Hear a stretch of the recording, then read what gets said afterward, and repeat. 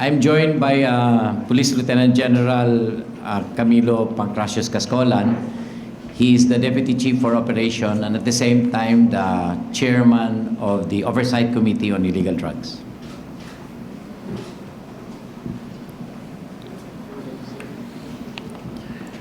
With all due respect, I beg to disagree with the public relations bombshell of the Vice President Robredo of the National Anti-Drug Campaign as a massive failure.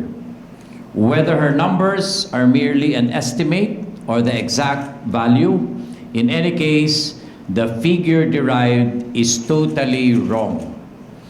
The PNP is grateful to VP Robredo for her 18-day service as co-chair of ICAD. This is now part of ICAD history that we want to put behind us as we move along to the more serious business of addressing the problem head-on.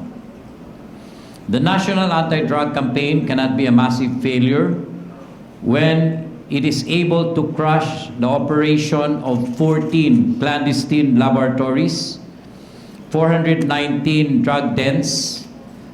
These 14 demolished clandestine laboratories could not be the 1% cited by VP Robredo, but perhaps represent 100% success because there's no more local production of methamphetamine products in the country.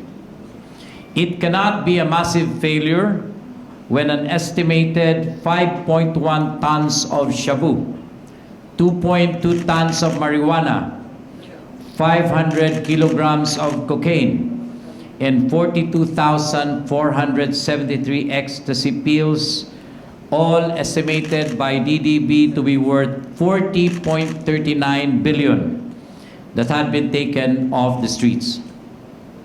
Since the National Crusade Against Illegal Drugs was launched in 2016 until the fourth quarter of 2019, a total of 151,601 separate anti-drug operations were conducted, resulting to the arrest of 220,728 drug law violators, among them 8,185 high-value targets and the death of 5,552 drug personalities.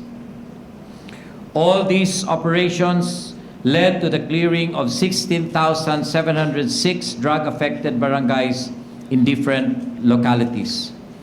On the soft-hand approach to the drug system, 421,724 drug patients were treated under PNP-initiated and supported community centers, recovery, and wellness programs. Public approval of the National Anti-Drug Campaign has never been posted at such ceiling levels that now, with 8 out of 10 Filipinos expressing overwhelming approval on the war against drugs. But all these did not come without a price. 55 police officers had to put their lives on the line in this battle against drugs.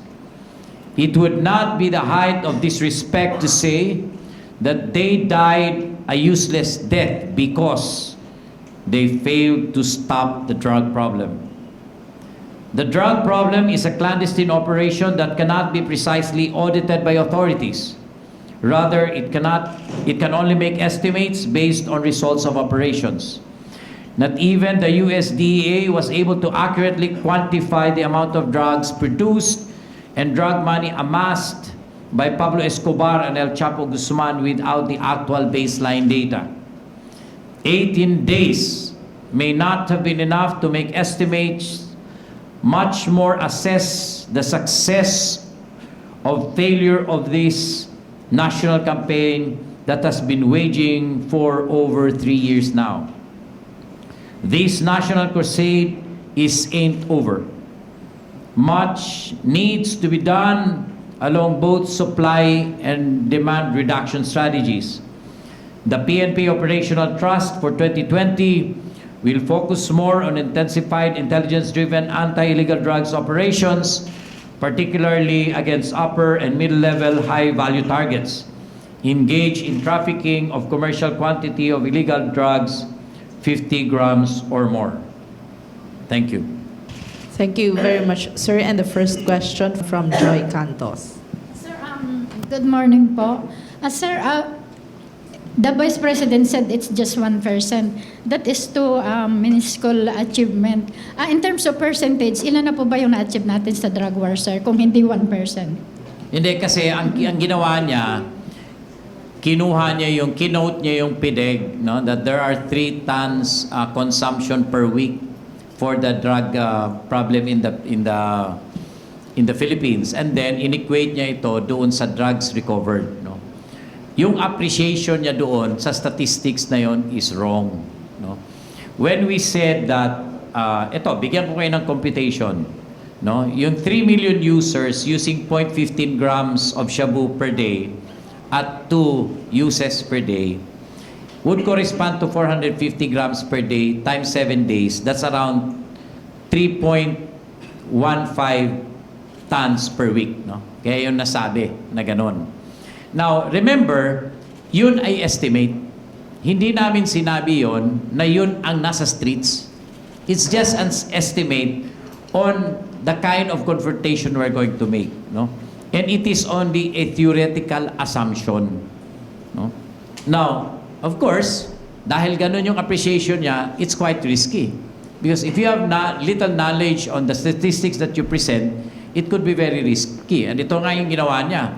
Kinumpare niya yung consumption na 3 tons per day as against doon sa achievement, which in the very first place is not even mathematically acceptable, no? Even on its basic concept, you cannot do that. So, malayo yung disparity, sir, nung... Yes, that's why we're claiming our campaign is 100%, no? The amount of drugs confiscated is not the only measurement. What's the general situation of the crime now since 2016? It had declined since then. 8 out of 10 Filipinos believe on the success. How can he claim on that very simple statistics that she is now presenting na failure yung aming campaign against illegal drugs? Sir, do you have a new strategy for anti-drug campaign for 2020? Yes, I've said it already, we will be going against high-value targets, pero hindi ito ibig sabihin na pabayaan din namin yung street-level targets.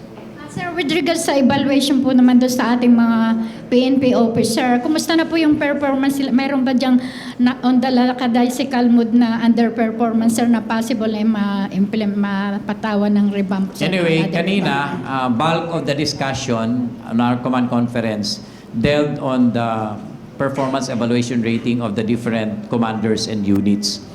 And we're still giving them a week to file their reklama based on the presented rating. So after that, pero generally, nakita naman namin, na pasado naman lahat ang mga unit commanders so far. But of course, depende pa ito sa final results ng evaluation come January 20. Okay. Thank you, sir. Eunice. Sir, good afternoon. Eunice ng Filipino Mirror. Sir, may tanong po ako sa inyo at kay General Cascolan. Sa inyo po. Sa inyo po muna. Okay. Sir, after po nung news, kinausap po ba kayo ng Pangulo or ni Secretary? Nung news po na 1%, after na sinabi ni Vice President na 1% lang nung na-accomplish nyo, kinausap po ba kayo ni Pangulong? Hindi naman. I think the statements of the Malacanang spokesman is enough. Okay. Sige po. Kay General Cascolan po. Sir, good afternoon. Since kayo po yung operation, gaano po ka-extensive yung operation nyo sa drug war? Magandang umaga, Eunice. Sorry. Alam niyo naman yung operations ng PNP, we are law enforcers and we implement what is supposed to be done as law enforcers. We go to the extent that even us, the leaders, go to the extent of operating. Kung nalaman nyo, there was one time na sumunod talaga ako, sumama talaga ako sa operations to head basically that operations. And it was that time that we were able to get 67 kilos. Yung operation ng illegal drugs we are very serious on it. We have a different strategy now, though it may still be the same as double barrel, tokang at saka yung HVT. But we will focus, as said by the OIC, and his directive is to focus on the high value targets. Iisa lang po ang gusto naming malaman ninyo. Yung mga assumptions po ng mga pinagagawa po nila, even to the extent maybe that I have learned that there are statements by other politicians, hindi ho kami, we do not let up in our operations. First of all, we look on our list of high-value targets, and that's what we focus on. We do not just operate on it, but we also have to research on them, basically on their finances. No? Yan po ang ginagawa ng CIDG. At pangalawa ho, pag nag-operate po kami, nalaman nyo po, may 55 na police na po ang namatay. At hindi po namin basta-basta pababayaan yon. We will go ahead, we will go charged with our anti-illegal drug campaign. As directed by the President, we will force ourselves to at least be able to get an HVT, no, every week or maybe every month.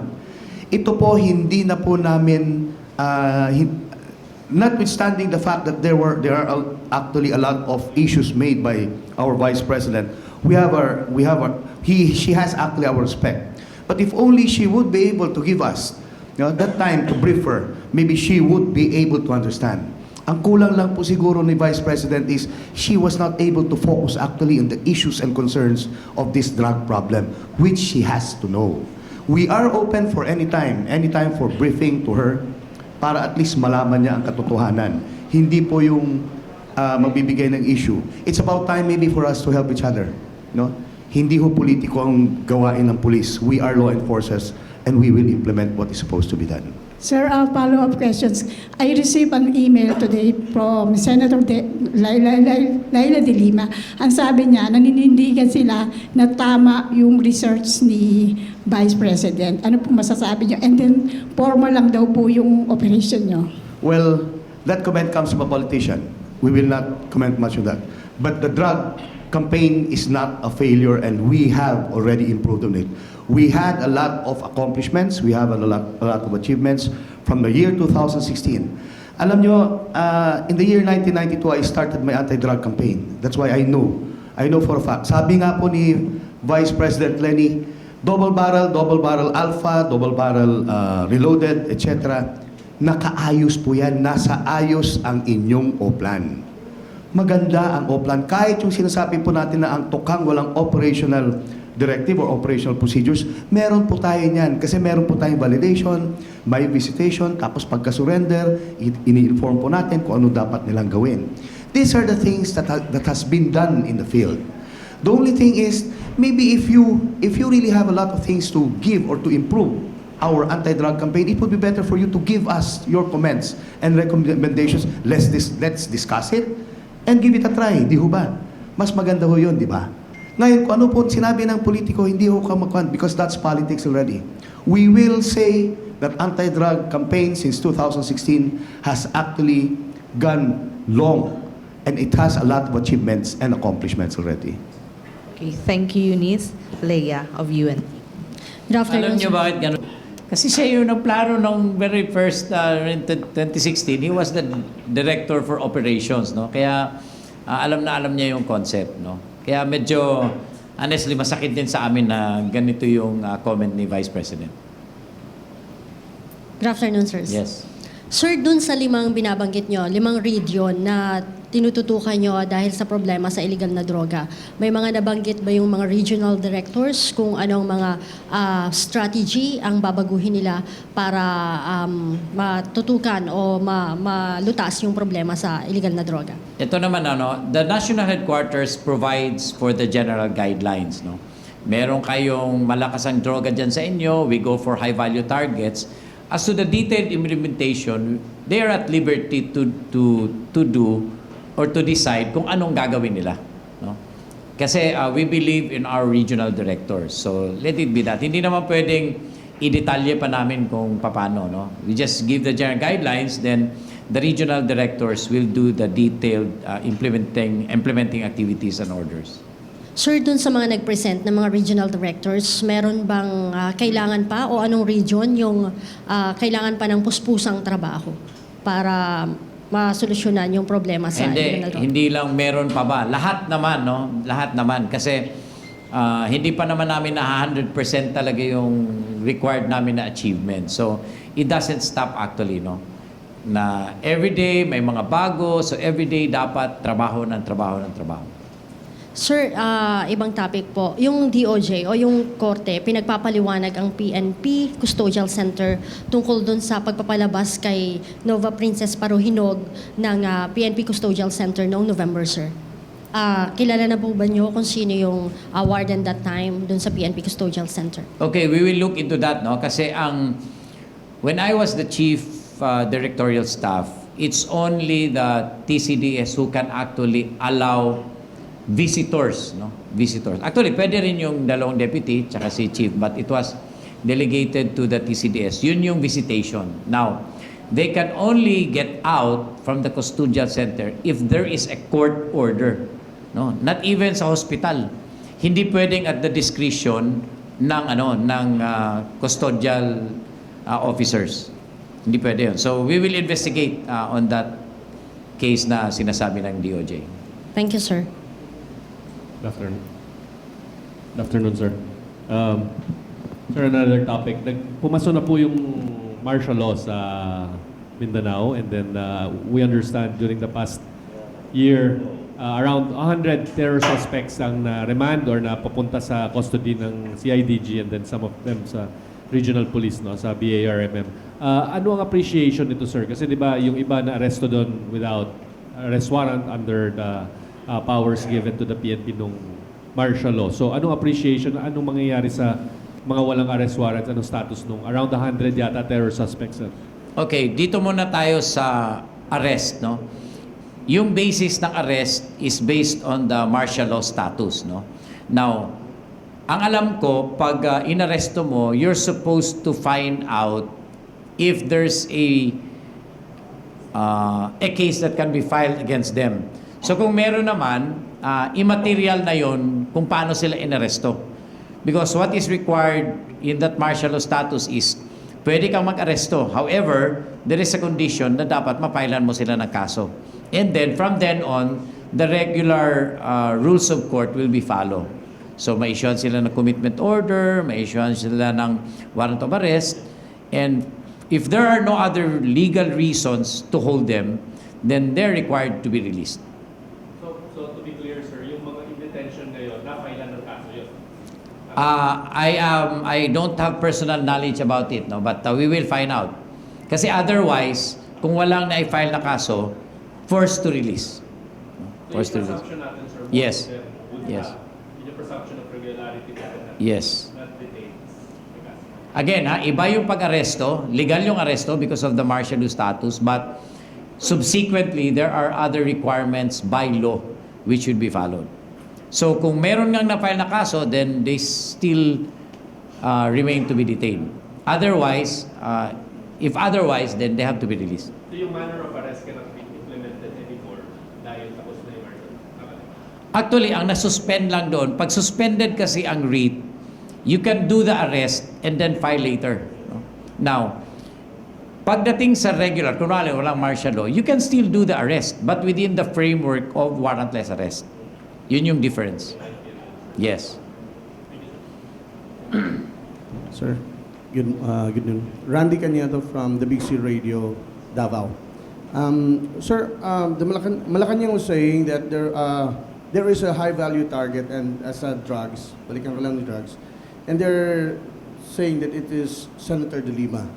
What's the stand of PNP about Senator De Lima? Is she considered a high-value target for drugs? No comment. Tanong ko lang po. And so far, sir, yun ang... eto pa po. Marami po ngayon na observe natin, yung dahil po sa plea bargaining agreement na nangyayari sa korte, maraming nakakalabas na mga drug, arrested sa drugs. Nakakalabas sila bigla ng walang magandang prosecution. And they almost, marami po sa kanila nababalita ngayon, bumabalik at mas severe yung mga ginagawa. As PNP Could PNP suggest something about this matter? Honestly, yun kasing plea bargaining is a result because of a Supreme Court decision that plea bargaining is allowed. Now, ang pinapakiusap namin doon that prior to the actual plea agreement, na kung pwede naman sana makonsulta ang PNP. No? But in some cases, nagkakaroon ng plea bargaining even without the comment coming from the arresting officers, which are the PNP. In the same manner, meron ding ibang cases na not even with the intervention of the prosecutors. Kasi the sole prerogative to grant or deny plea bargaining is really upon the courts. So ang sa amin lang is suggestion, no? And the only thing that can supplant that, no, or para mabaliktad siya, is a guidance or another decision by the Supreme Court saying that they are abandoning the former decision that they have made. Otherwise, ito pa rin yun. Ganito pa rin, no? So, on the part naman sa PNP, pinagather ko actually who among those who were awarded or who were given plea bargain na bumalik at naaresto. At meron kaming statistics dyan, no? We're just finalizing it. So that we will submit it to DOJ and even to the Supreme Court. That this is what's happening if you don't change your stand on plea bargaining. Marami namang guidance na pinalabas ng Supreme Court. I think the latest is based na sa value. So kung ano ang value ng drugs, if it's more than that, then hindi na pwede ang plea bargaining. And of course, yung recidivist. Kasi sabi ko nga, it's quite discouraging on the part of the law enforcer if you can pin them down the first time around arresting them. Why do we have to take a second thing to do it again, to pin them down again? Medyo taxing on the part of the PNP. But the most that we can do is also to request the Supreme Court to look into this matter. As of yet, the usual plea bargaining still holds. Okay, thank you, sir. Raymond? Sir. Hello.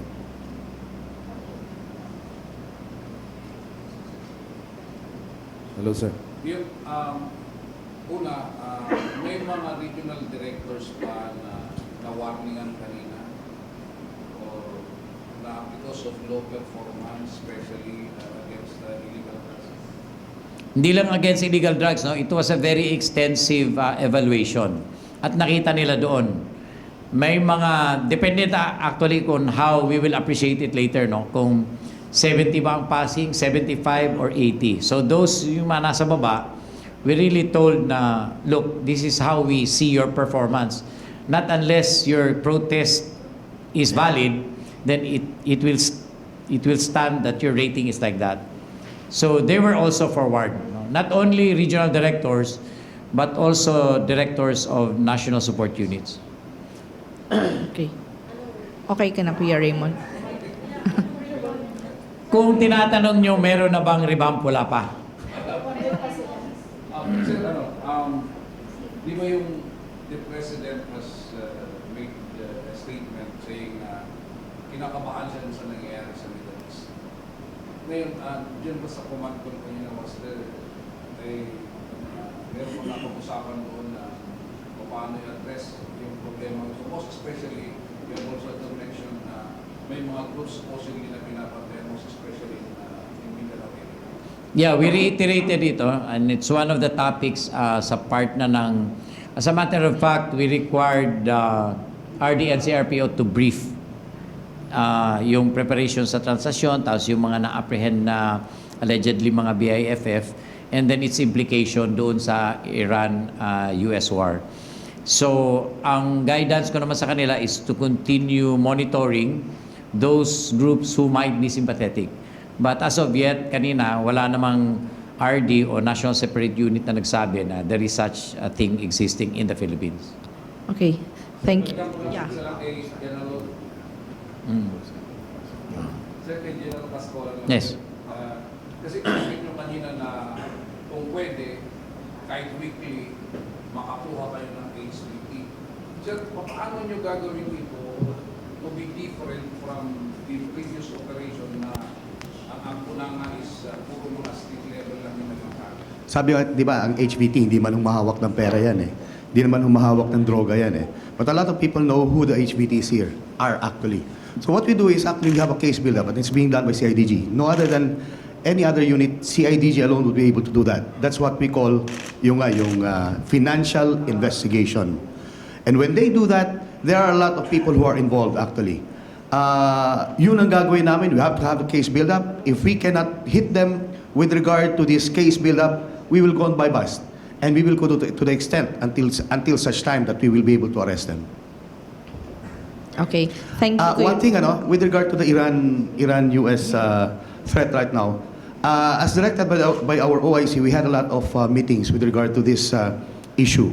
And we have in place a lot of security measures. Yesterday also, there were meetings with regard to the intelligence and operational side. Ang ginawa po namin kagakapon is we have to secure not only yung not only the US Embassy or the Iranian Embassy, but all allies of the US Embassy and all allies also of the Iranian Embassy. Speaking, ibig sabihin, lahat-lahat po sila, lahat-lahat ng embassy will be meeting with their liaison or protocol officers so that we will be able to in place what is supposed to be done in their embassies and what are supposed to be done by NCR and all other districts. That goes with PSPG and at the same time SAF at saka ACG. Para malaman po natin kung ano na dapat nang gagawin, dapat alam din po natin yung mga issues nitong mga units na to. So in this case, we would be having another meeting maybe this afternoon or maybe tomorrow so that we would be able to finalize all our measures with regard to security and safety. Thank you. Thank you, sir, for that update. And last questions will be coming from George Cahiles. Sir, good afternoon, sirs. Basically, reiteration lang ng question kanina. So, kung hindi 1%, sir, ilang porsyento na, sir, accomplishment natin sa 1%? On what basis? Well, sir, basically, kung reduction ng supply at saka yung siguro yung in terms of kabawasan. Alam mo kasi when we start to point out percentages, babalik tayo doon sa base data, di ba? Ang sa atin na lang dito is how do we quantify the quality of campaign that we did? I already narrated it, no? The number of drugs confiscated, the denial of the laboratories which they could have produced, the number of arrests, and the ultimate measurement is the satisfaction of the public, no? Which is 8:10, and that is enough. That is enough. That is enough gauge that we can say that our drug campaign is success. But I want to emphasize, even if it is successful, it has not ended yet. It has not ended yet, and it will be continuing. So, sir, if the DDB will be able to finish its survey on drug usage, etc., so magkakaroon na tayo talaga ng definite numbers on how rampant really is. Again, it's based on survey, no? You have not asked every Filipino, di ba? Sino magsasabi na yung aking tatay gumagamit ng droga? What's sir, the So these are all pure estimates.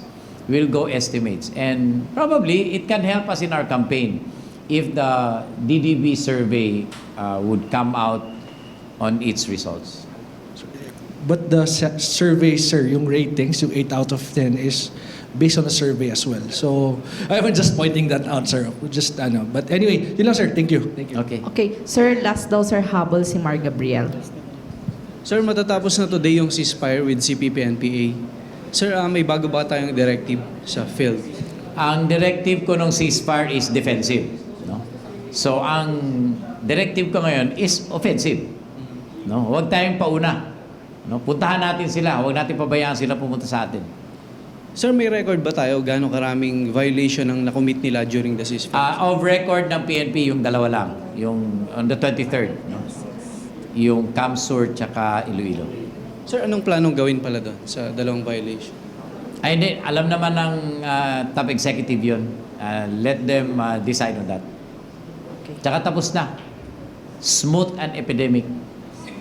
Okay. Moot and academic na, di ba? Kasi tapos na nga. Oh. Okay. So, okay na tayo. Thank you very much, sir, for Thank your you. presence. Thank you very much.